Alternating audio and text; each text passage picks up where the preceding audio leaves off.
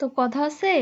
আপনার বা আমার বন্ধু বা বান্ধবী বা গ্রামের চাচাতো ভাই বোন যেটাই বলেন যারা প্রথম ফেসবুকে মনিটাইজেশন পায় বা সেলিব্রিটি মনে করে মানে মনিটাইজেশন পাওয়া স্বাভাবিক কিন্তু যারা খুব মানে নিজেদেরকে সেলিব্রিটি মনে করে তাদের পোস্ট তাদের পোস্ট দেখেন চলেন দেখি good afternoon everyone good afternoon good afternoon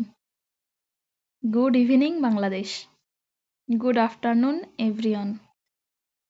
good morning good evening মানে কি ভাই এগুলো শুধু আমার পেজেই আসতেছে আজকে একটা গুড আফটারনুন আর গুড ইভিনিং বলার মানুষ নেই দেখে কি এরা আমাকে গুড মর্নিং আর গুড আফটারনুন জানাই কি ভাই এ কষ্ট কোথায় রাখবো গুড নাইট তো রবিদা যাদের হচ্ছে আরে বয়ফ্রেন্ড দেখ বা গার্লফ্রেন্ড নেই যারা ওই যে পোস্ট করো না যে আজকে একটা বয়ফ্রেন্ড থাকলে গুড নাইট মেসেজ পাইতাম তাদের জন্য এদের মেসেজগুলো থাকলো হ্যাঁ এগুলো দেখবেন আর নিজেদের কষ্ট মেটাবেন গুড আফটারনুন তো গরিবসটা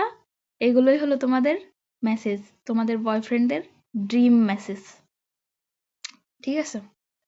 দাঁড়ান আরো আসবে একটু দেখেন মানে আমার হোম পেজ আমি এত ইগনোর করি এগুলা তারপরেও আমার হোম পেজেই আসবে